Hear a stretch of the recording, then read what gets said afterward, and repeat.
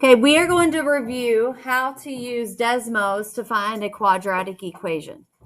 So here are the steps. It's really similar to linear steps. So it says click the plus. Step 2, add a table and input the values for y, x, and y. In the next line, we put this. So look at this equation. y1 squiggly, ax1 squared plus bx1 plus c. So when we had linear, we did y equals mx plus b. When we had exponential, we did y equals a times b to the x. This is the famous equation for quadratics. It's called your standard form. The great thing is, for your STAR test, you will not have to memorize this. This is part of your formula chart. On your formula chart, it says standard form, ax squared plus bx plus c. Okay, step 4 is going to be rounding. You're going to round a, b, and c to 2 decimal places and write the quadratic equation with a, b, and c. So it looks like this. This is called your standard form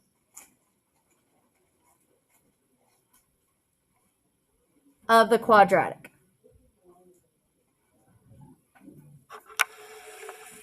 One thing I do want to make sure they all do is use that little magnifying glass tool to see the whole graph. So it's called zoom fit. And you're going to do that to see all data on graph. So since it's quadratic, we're going to actually be able to see it. On your STAR test, sometimes it won't tell you what type of function it is. So you would use this to see, what does it look like? Does it look like a parabola? Does it look like a line? Or does it look like that exponential curve that we've learned? And then you would choose what kind of equation to put in for regression. Okay, so we have some examples that we're going to go through.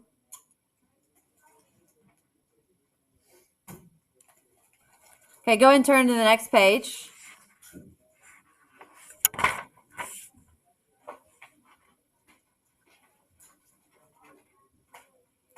This says, write a quadratic function in standard form for the parabola that passes through the given points. So we have these we're going to put in. So go over to Desmos. Let's do this together. Everybody should have Desmos open.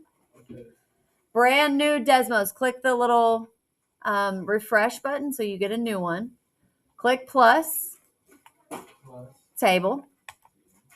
Now let's put those in. So -4, -3,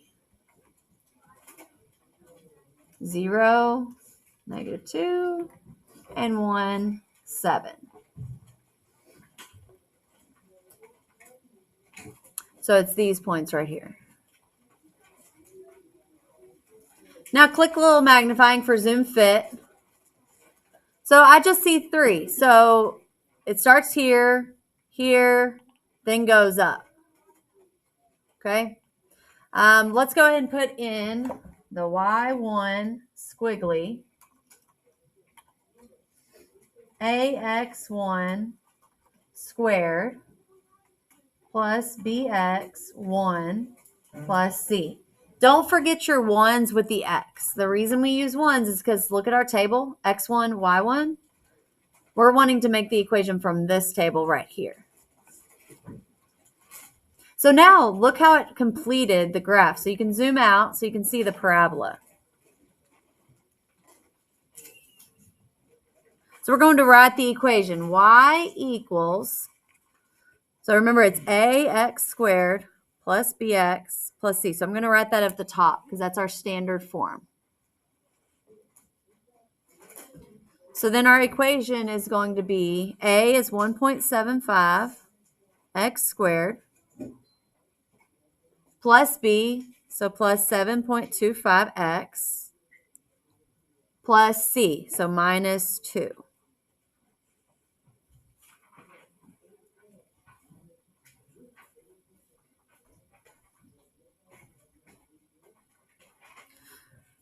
It says estimate y when x equals 5. Okay. What we can do is instead of zooming out till we find 5, we're going to actually type in x equals 5. and see where the two lines meet. Because I want to find what y is when x is 5. So I put in x equals 5. Zoom out until you see where they intersect, and then click on that intersection point. There it is. So it's 578, but it says estimate the y. So this is x, this is y. So when x is 5, y is 78.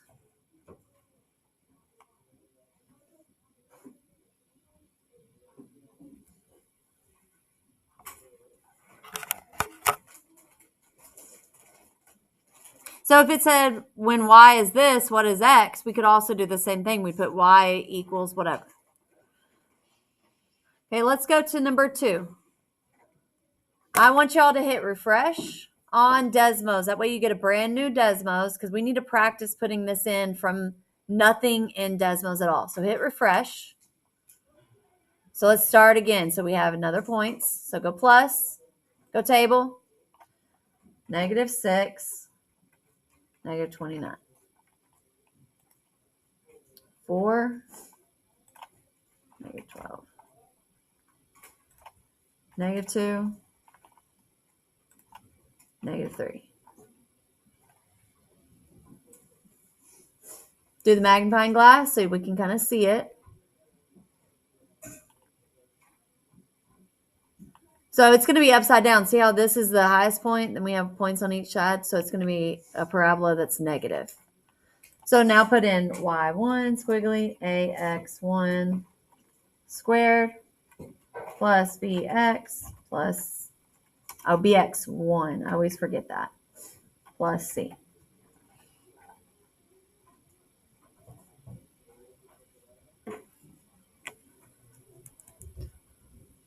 Okay, it gave us A, B, and C, so go ahead and write it. -0.8 x squared plus 0.1 x plus 0.4.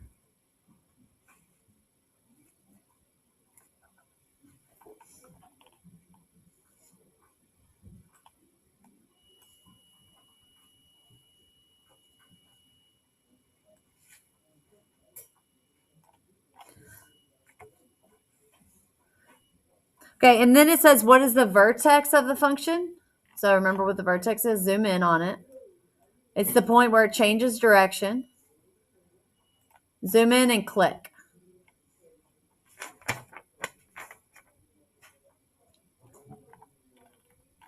Let's see. Be right here. So it's not here. That's the y-intercept. See how they're really close together? You got to pay attention. So it's actually here. The vertex is 0.0625, comma, 0.4031. That is our vertex.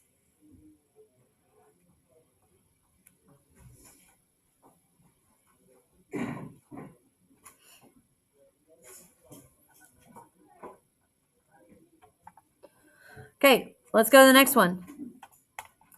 Write the quadratic function standard form of the graph with the following characteristics. So it says x intercepts -2 and 5, passes through 1, 22.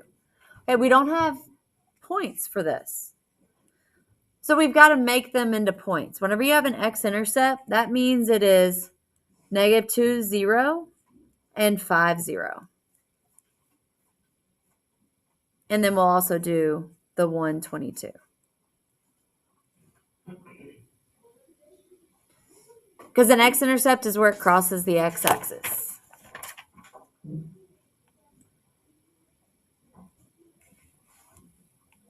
Okay, so let's hit refresh. Let's go to plus, go to table. Let's make this automatic, where we automatically know what to do.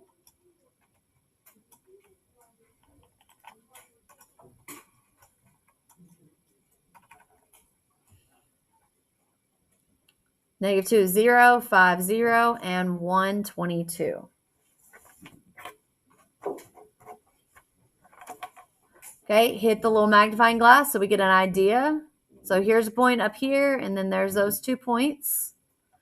Okay, y1 squiggly ax1 squared plus bx1 plus c.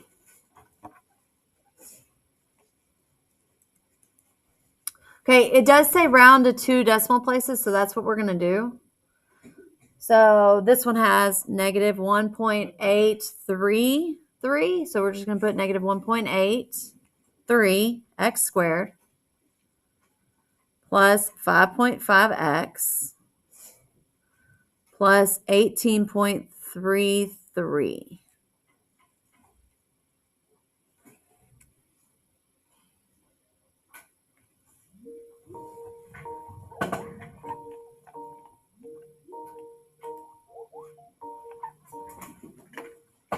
Hello? Yes. Okay.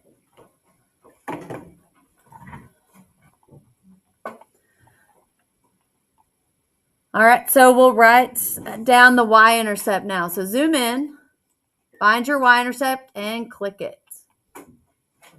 And when we write our y-intercept, we want to go ahead and write both points. So 0, 18.33. Not both points, both coordinates, sorry.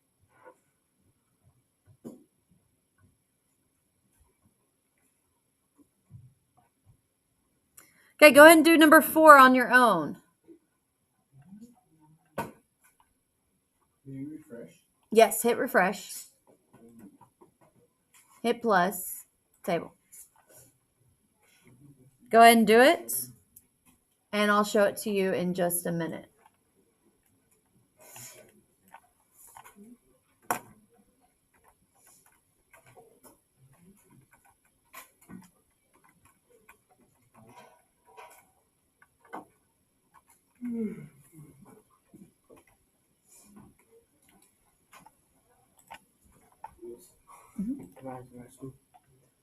No, it's not the moment. Unless it's emergency.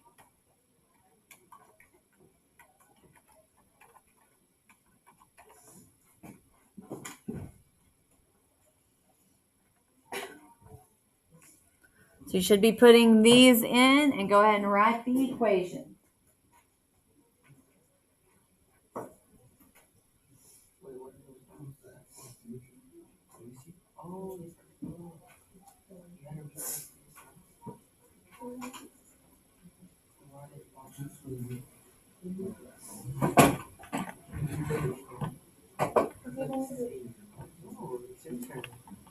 Okay, I have it up here now. So you need to look and see how you did.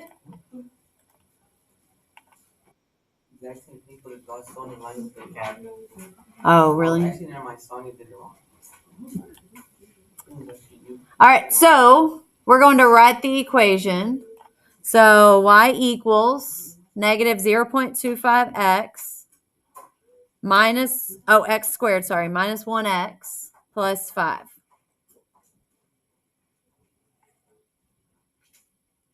But then it asks another question. It says, what is the axis of symmetry? Remember what the axis of symmetry is? Yes. Double check your points. So y1?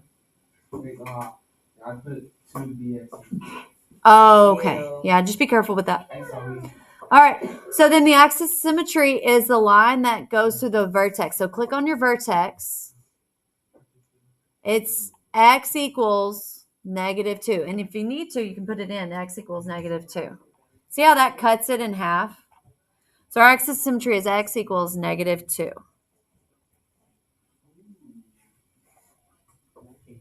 All right, the last problem. We put all that in. We will. Let's go ahead and read it. A projectile is launched into the air from the ground. The table shows the height of the projectile h of t at different times. Based on the table, which function can be best used to model the situation? So this is like a star type question. See how they didn't say it's a quadratic equation that you're writing? But knowing that it's a projectile that's shot up in the air might help. But let's put this into Desmos. So hit refresh. Go Go plus, go table. Let's put that in. Yep. You have to put all of them in. No, I have to go. Shh. 1353 2460 3323. I am. It's on my screen.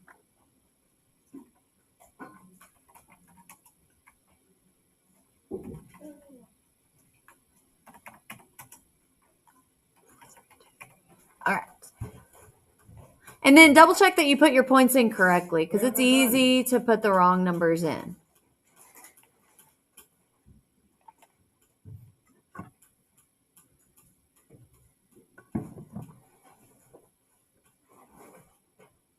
All right, it's important that when you put this in, you click that Zoom Fit button.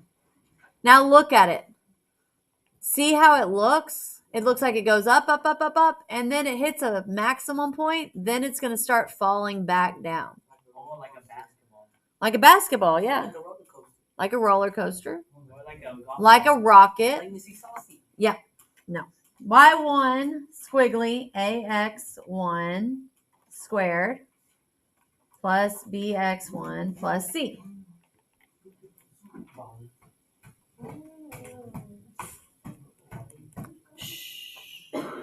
So then we'll write our equation. So this has a lot of numbers because it's estimation. We have real data points. It's not going to be perfect. So we are going to put, let's do 2 decimal places. So -899. It's going to round to 90. And then we have plus 294.962. So 96. X. And then C is plus 0.57. I ran out of room.